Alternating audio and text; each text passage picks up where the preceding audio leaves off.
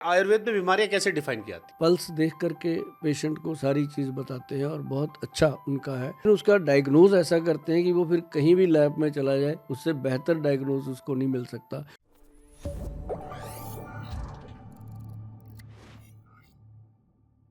आयुर्वेद में बीमारियाँ कैसे डिफाइन की जाती हैं?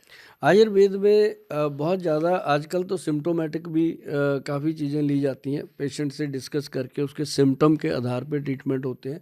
लेकिन ज़्यादातर जो हमारे वैद्य हैं, वो हमारे पास, मैं आपको बताऊं कि पूरे देश में 5-6 वैद्य हैं जो नाड़ी वैद्य हैं। उसमें एक वैद्य हैं जो डॉक्टर अनिल कुमार जी हमारे साथ काम करते हैं और 1994 से वो मेरे साथ हैं। और वो पल्स देख करके पेशेंट को सारी चीज़ बताते हैं और बहुत अच्छा उनका है। और लेकिन वो संत टाइप हैं, उनका ये है कि वो गुरुद्वारा साहब में ही बैठते हैं, वहीं देखते हैं मरीजों को, कोई पैसा नहीं, कोई फीस नहीं लेते। तो वो लेकिन उसका डायग्नोज ऐसा करते हैं कि वो फिर कहीं भी लैब में चला जाए, उससे बेहतर डायग्नोज उसको नहीं मिल सकता, वो इतना बता देते हैं। तो नाड़ी वैद्य भी देखते हैं। बाकी जो आजकल जो जो जनरेशन है, जैसे कई लोग कहते हैं जी हम सोने की भस्म डाल देंगे, हम ये डाल देंगे, वो एक मतलब उसमें क्या होता है कि वो नॉन साइंटिफिक ट्रीटमेंट होते हैं। उसमें जा कर के कई लोगों को अच्छा लगता है, कईयों को नुकसान भी होते हैं। ठीक है। आयुर्वेद के बारे में सबसे बड़ा मिथ क्या है? आयुर्वेद के बारे में सबसे बड़ा मिथ है कि ये दवाई जो है रोग को जड़ से ख़त्म कर सकती है, और सिर्फ आयुर्वेद ही है जो आपको बीमारियों के साइड इफ़ेक्ट से बचा करके बिना साइड इफ़ेक्ट के बीमारियों को ख़त्म कर सकता है। ये मिथ है। ये मिथ है। मतलब साइड इफेक्ट होते हैं आयुर्वेद में भी। आयुर्वेद में बिल्कुल साइड इफ़ेक्ट नहीं होते। तो मिथ क्या है फिर? मिथ यही है कि ये बिना साइड इफ़ेक्ट के अच्छा। कोई भी साइड, जैसे एलोपैथी के साइड इफ़ेक्ट हैं, हाँ। और औषधियाँ जो लेते हैं लोग, कई नेचुरोपैथी में भी साइड इफ़ेक्ट हो जाते हैं, किसी का नीमा हो गया, कुछ गलत हो गया। ये ताकत है इसकी, ये मतलब। आयुर्वेद जो है, ये इसको कहते हैं आयु का वेद। ये आयु को स्वस्थ रखने के, जैसे 100 साल तक अगर कोई जीना चाहता है तो उसको आयुर्वेद ही ऐसा सिस्टम है कि जो उसको तंदुरुस्त जीवन दे सकता है, मतलब स्वस्थ जीवन दे सकता है। और इसका कोई साइड इफेक्ट, हर बेहड़ा आंवला क्या साइड इफेक्ट करेगा? काली हल्दी, पीली हल्दी, अम्बा हल्दी, दारू हल्दी, ये क्या साइड इफेक्ट करेंगी? ये जो चीज़ें हैं, जैसे काला गोंद है, जटामांसी है, ब्रह्मी बूटी है, शंख पुष्पी है, क्या साइड इफेक्ट करेंगी?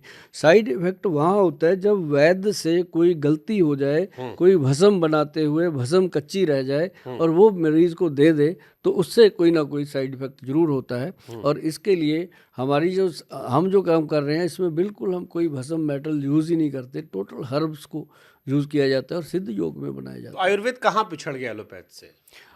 हाँ, प्रचार ये प्रसार में पिछड़ गया, टेक्नोलॉजी अपडेट नहीं हुई, या पुराने जो ग्रंथों में लिखा था वही रहा? क्योंकि कई लोगों ने हमसे भी कहा कि आयुर्वेद प्रणाली जो है वो रिसर्च बेस्ड है, पहले हुई थी, अब इस जमाने में आयुर्वेद पर रिसर्च होती ही नहीं है, हाँ, या बहुत कम होती है, इसलिए वो अपडेट नहीं हो पा रही है। सच है? ये बिल्कुल सच है। लेकिन अब हमारे देश के जो प्रधानमंत्री हैं, मोदी जी, उन्होंने आयुर्वेद को बहुत बड़ा सपोर्ट दिया है, आयुष डिपार्टमेंट दिया है। अब उसकी हर चीज़ की सर्च हो रही है। एक तो होती है रिसर्च की, त्रिफला बनाया, महर्षि जी ने लिखा, हमने उसको दोबारा से रिसर्च किया कि ये करता भी है कि नहीं। एक तो ये हो गई। एक होती है सर्च की, ये जड़ी बूटी है, ये क्या करेगी, उसके ऊपर सर्च चल रही हैं। अब ये चीज़ें जो हो रही हैं, इनसे लोगों को आने वाले समय में बहुत जल्द, आप एक चीज़ देखिएगा मिश्रा जी, कि आयुर्वेद में आजकल इतने लोग इन्वॉल्व हो रहे हैं, बड़ी बड़ी जो कंपनियां हैं, सोसाइटीज़ हैं, और वो लोगों को अवेयर करने में भी, और आयुर्वेद के बड़े बड़े हॉस्पिटल खुल रहे हैं, पंचकर्मा खुल रहे हैं। तो इसका यही रीज़न है कि लोगों का जो रुझान है। अब देखो, मेरा जो काम था जी, मैंने अपने पंजाब के यूथ को, हरियाणा के यूथ को, नॉर्थ इंडिया का जो यूथ है, मैंने उसको जोड़ने की कोशिश करी। और मैं इसमें 35% से ज़्यादा सक्सेस हुआ कि नौजवान बच्चे जो हैं वो आज जानते हैं पंजाब के कि अश्वगंधा क्या है, गोक्षुरा क्या है, शिलाजीत क्या है, हमें क्यों खानी चाहिए, क्यों नहीं खा, उनको ये चीज़ें पता चल चुकी हैं। बच्चे नाम लेते हैं इन चीज़ों का आकर के। और मैं तो कई बार हैरान होता हूँ कि बच्चों को बड़े बड़े नाम, चंद्र प्रभा भट्टी, अरुगय वर्धनी भट्टी, नाम याद हो गए उनको कि ये चीज़ें काम करती हैं। आयुर्वेद का जिक्र सनातन ग्रंथों के अलावा भी कहीं है? हाँ, बिल्कुल है। कहाँ कहाँ? सनातन ग्रंथों के बिना इसका जो जो इसका चलन है वो हर जगह पे है। अब जैसे मान लो आप इंडिया से बाहर भी है, हाँ। थाईलैंड चले जाओ, उधर पूरा आयुर्वेद भरा हुआ है। आप यहाँ इंडिया में भी केरला में चले जाओ, केरला के घर में बच्चा बच्चा आयुर्वेद पे काम कर रहा है, वहाँ पे बहुत बड़ी कंपनियाँ जो हैं, मतलब आप सोच भी नहीं सकते इधर ऐसी कंपनियाँ होंगी जो केरला में हैं। लोगों का फेथ है, विदेशों से लोग वहाँ आते हैं केरला में अपने इलाज के लिए। मेरी बेटी है डॉक्टर मिशेल करके, मैंने उसको केरला से करवाया है, और वो पंजाब में एक पहली ऐसी लड़की है जो मतलब अपने काम में पकड़ है उसकी पंचकर्मा में।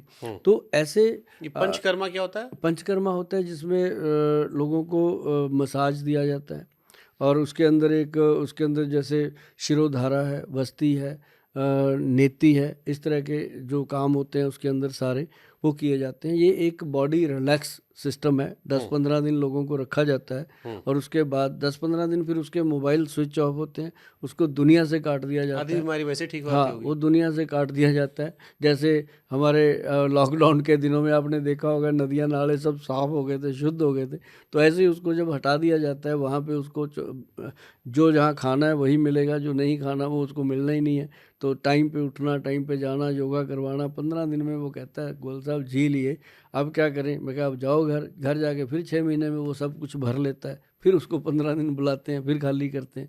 तो ये पंचकर्मा का एक बहुत बड़ा रोल है। आयुर्वेद जो है वो केवल जड़ी बूटियों तक सीमित है? आयुर्वेद जो है वो जड़ी बूटियों तक भी सीमित है, लेकिन आयुर्वेद में एक बहुत बड़ी चीज़ है कि ये लोगों के साथ हमदर्दी बहुत करता है। आयुर्वेद का डॉक्टर भी, वैद्य भी, और उसमें उसको बहुत सारे जैसे नेचुरोपैथी इसके अंदर आ जाती है।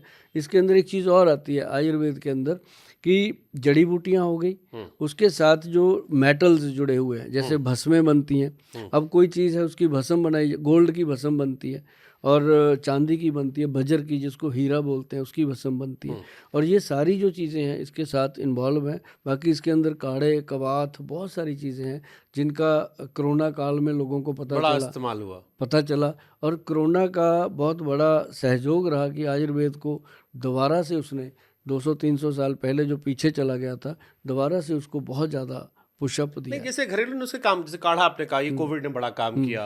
मुझे खांसी थी, मम्मी ने कहा कपूर और तेल लगा के गले पे लगा लो, ठीक हो जाएगा, पैर के नीचे लगा लो। क्या उनका फॉर्मूला था मुझे नहीं पता, लेकिन मुझे बहुत आराम मिल गया खांसी में।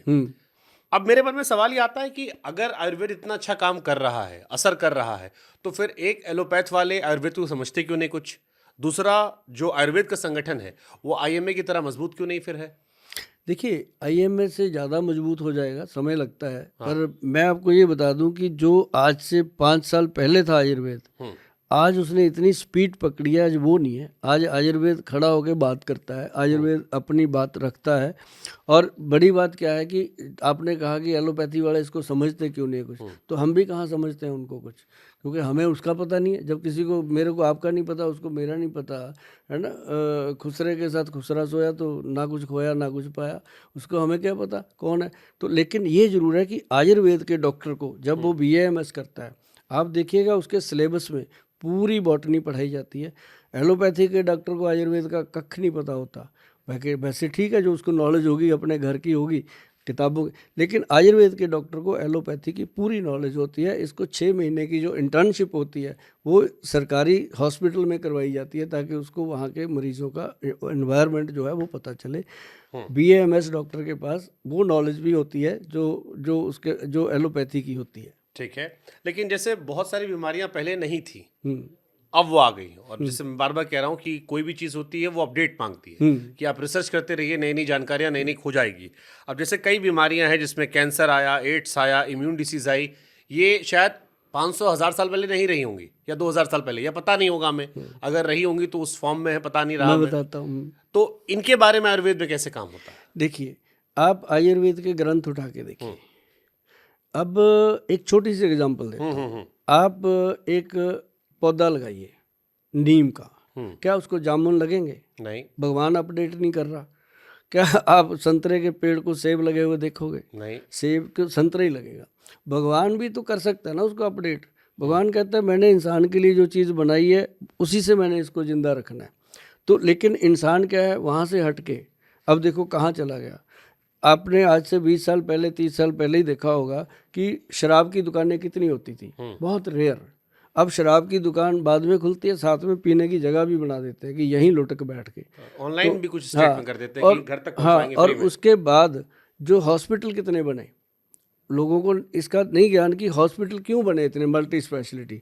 खुश हो जाते हैं लोग कि हमारे पास बड़ा हॉस्पिटल खुल गया, अरे भाई किसके लिए खुला है ना। तो खाना पीना जो खराब। अब अपडेट की बात अगर करें, आयुर्वेद जो है बहुत अपडेट हो चुका है। आज की डेट में आयुर्वेद में लोगों का इतना रुझान है जी, मेरे पास आप यकीन मानिए मेरे क्लिनिक के ऊपर 30 टू 35 डेज़ की वेटिंग है। पहले लोग फीस जमा करते हैं, फिर उसके बाद 30-40 दिन बाद उसको टाइम मिलता है। उसके बाद क्लिनिक पे आके भी 4-4 घंटे की वेटिंग है। मैं हमेशा अपने वीडियो पे बोल देता हूँ कि भाई जिस दिन मेरे पास आना है उस दिन दिवाली समझ के आना कि आज छुट्टी है, यहाँ आके जल्दबाजी मत करना।